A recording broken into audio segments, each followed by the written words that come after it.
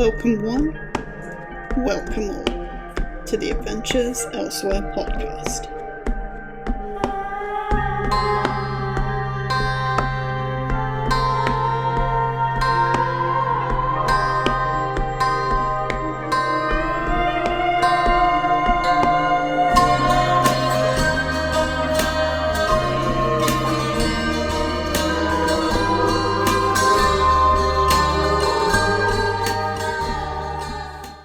Alright everyone, hello and welcome back to the Adventures Elsewhere podcast. I am your host, Jade Black, and today I am talking about chapter titles.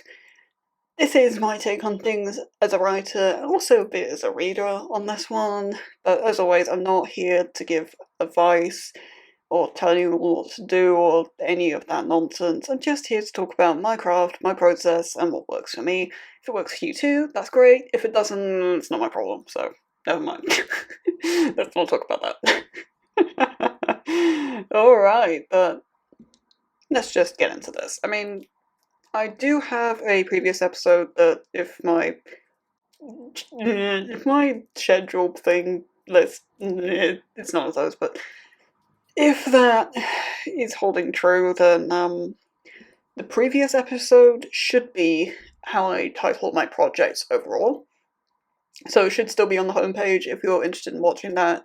If not, then it'll be in the big playlist of all these episodes on my channel somewhere. So either way, it won't be hard to find. This is coming at things from a somewhat different point of view, but I reckon that episode will still be interesting for you. Before or after this, really. Let's talk about titling chapters while writing the first draft, though, because this is something that I actually try not to do now. I mean, I'm not very good at restraining myself, but I try not to. Because inevitably I get, in the case of Snakebite, I get like 3 in and realise I've got 2 that are already the same, and I decide I don't like the system, and it just proves to be a waste of time and slows down the drafting process. More than anything else. It's something that I always used to do back in the early days of writing about. I always wanted chapter titles. I didn't used to change them that much, and I didn't like them, and then I thought maybe I shouldn't do it, but I still like to, because I really like titling things, I guess, as much as anything else, but I just think it's a nice sort of craft and art thing to include. I just think it's neat, as much as anything else, and I like being able to foreshadow a little bit with chapter titles in a subtle way and nuanced way. You know me and nuance, I love that shit. But I don't like it when the chapter titles are sort of a summary of the chapter. I feel like it can almost be spoilerish. And some people do toe the line a bit too far into spoilers. I'm not a fan. I don't want spoilers, I just want pretty things, okay? Just give me very nice pretty things. That's all I ask. But then again, I'm not trying to tell anybody what to do, so if you don't like chapter titles, then screw me, I guess. The thing I find with chapter titles, the most important thing I do, I mean, this is where the bulk of my research actually comes from. In the sense that I try and theme chapter titles in some kind of way. I'll get more into that later. And even if it's just so much as trying to use a thesaurus to make alliteration work, research is a big part of it, for sure, and just trying to make sure everything means exactly what I think it does, or I'm using the right sorts of words, the right sorts of materials, or whatever I've decided to theme my chapters on. But that doesn't really mean anything without me giving you some examples, so let's do that. Let's start with just sort of more basic theming, and you know what, I forgot to add this on this board, so let's do that. If I can spell for themes. Theming, basically. Well, the basics of theming. I'm good at this, I promise. So, just basic theming, Black Executioner and Snakebite both tie into that. Black Executioner's chapter titles are all themed off colours. Snakebite's chapter titles were originally themed off fabrics. I'm gonna be honest, I'm not quite sure where this came from. But that was something I did a lot of research on to figure out what fabrics would be possible to be made in that sort of time period. It turns out there are a lot, actually. But it's not what I went with. The obvious answer for snakebite was to go with, breeds of snake. And I did try and hold on to that for a long time, but with the number of chapters I had, I couldn't find enough species of snake that I wanted to use, so I didn't go with that in the end. With snakebite, I actually went with weather. Because weather is, it's a cliche, but it's also true that our spirits love nothing more than to whine about the weather. Too hot, don't like it. Too cold, don't like it. Too wet, don't like it. Too sunny, don't like it. Too windy, don't like it. Not windy enough, don't like it. We don't care, we'll whinge. That's what we're here for. Pretty much. And it's somewhat similar in Hukai. There's a lot of talk about the weather. It's a very wet nation, so that's probably why people being like, oh my god, is the rain ever gonna end? Feels familiar. But Hanzo thinks about the weather a lot as well, because he is a lizard, he likes it when it's tropical heat and all that, and that's not something that happens in Hukai. It's often cold or wet, and he doesn't like it. The cold and damp is not good for his health particularly, neither is really strong wind, and he doesn't find it very easy to breathe in the wind a lot of the time. And so he thinks about the weather a lot. So it makes sense for that to tie into his mentality. That's one thing I like with chapter titles, is I did mention this a bit in the writing first person episode. That's also going to be in the mega playlist. It probably won't be on the homepage anymore, but it might be if it's popular. If you're interested in listening to that, how different characters notice different things, and that does tie into chapter titles a lot of the time as well. It can do. It's more of a, with the first present episode, talk about descriptions and things, it's more of an active thing, how Hanzo notices accents and Haru notices eyes and smiles. That's a more active thing, whereas with chapter titles and theming them, that's more of a passive thing. So that Hanzo always thinks about the weather and how much clothing he needs to wear, and whether he can smoke in the rain, how easy it's going to be for him to breathe, or all sorts of shit. It's one of those things that always plays in his mind, so it makes sense that that's always sort of there, in that sense. Black Executioner is slightly different in the sense that's themed around colours instead, because Black Executioner, it's pretty simple. But it's slightly different also in the sense that I tried really hard, Black Executioner, there was a lot of research done into this to try and find colours that were just colours, as opposed to, calling a colour raspberry or something that's, literally also a fruit. Trying to find a colour that is just a colour. Like crimson, for example, that's not anything else, that's just a colour. I believe that's chapter 1.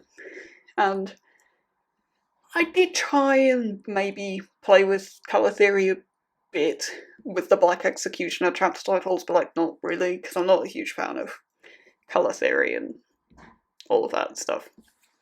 I think it's often trite and just unimaginative, to be honest. But there was a bit of that in the sense that I did try and pick darker colours in different chapters, and I felt it worked quite well for foreshadowing, but in a very subtle way, and it also was just quite fun to spend hours, literal hours, on different paint websites and try and work out what the colours actually are. But that's maybe an episode for another time, I don't know. One thing I'm a really big fan of that a lot of craft books shit on, and there will be an episode on craft books, or 2 or 3 in the future, so keep your eyes peeled for that. One of the things... I know what those episodes are, I've already recorded them in a movie. But anyway, getting back to the point, one of the things that's often shit on in the writing community is alliteration. And I don't get that, because it's such a good literary device. I think particularly in poetry, it can just be beautiful, and I was trying to do it there, but my brain just died. Rip me, I guess. But it can be just really beautiful and really poignant and just really fun as a writer, if nothing else. I think it can be very satisfying and all sorts of lovely things.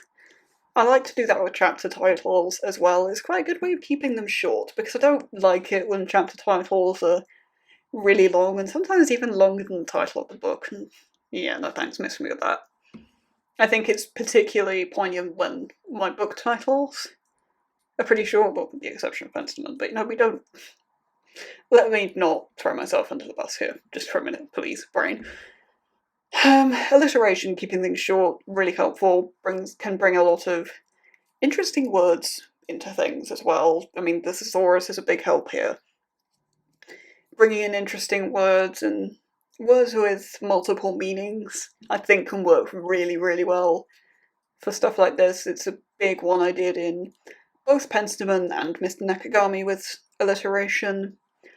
Penstemon had the secondary theming of not just alliteration but also flowers. And I did want to talk about flowers because, I mean, obviously there's standard flower symbolism. It comes into play in a lot of my writing because they're a big thing in that world, because every nation has a national flower. And that's why I've got this little postmark concept art I did here on the screen.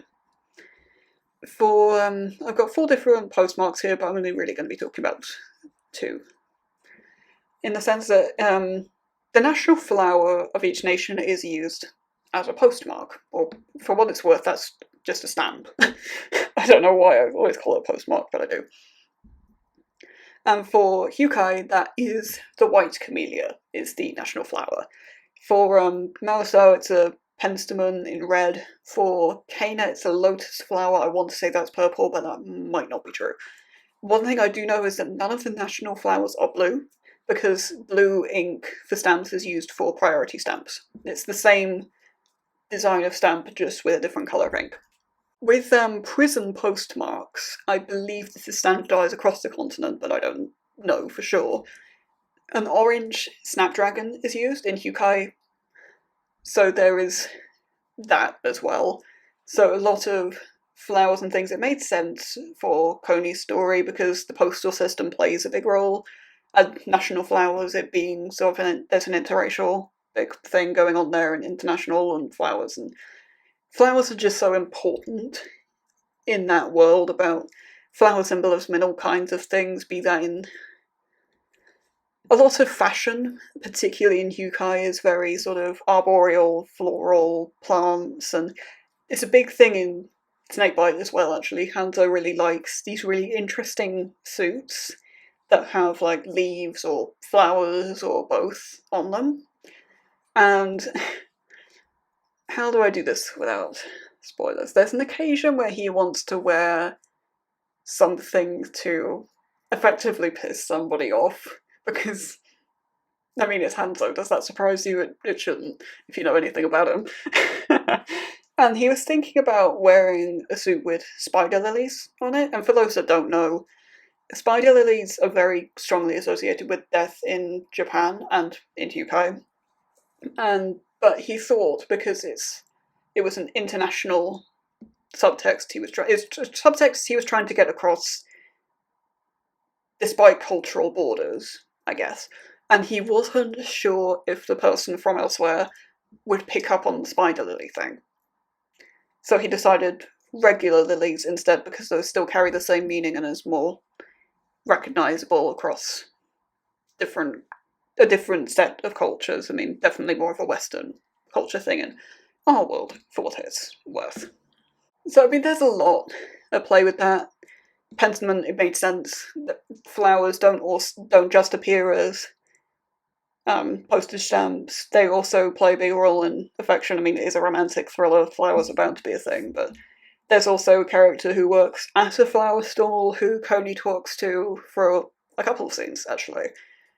And just all kinds of things. Again, it's the sort of passive thought about flowers all the time, because he's always looking at postmarks of things he received. If he sees a penstemon, oh boy, that's from Manso, I better open that. All that sort of stuff.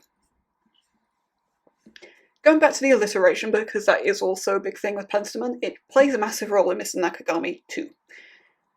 With Mr. Nakagami, it's not in every chapter title that there's alliteration, because I mean, the Mr. Nakagami ones are actually the most layered I've done so far.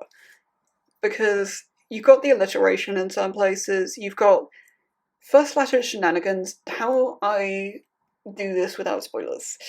If you take out the first letter of each chapter title in Mr. Nakagami, it spells something out.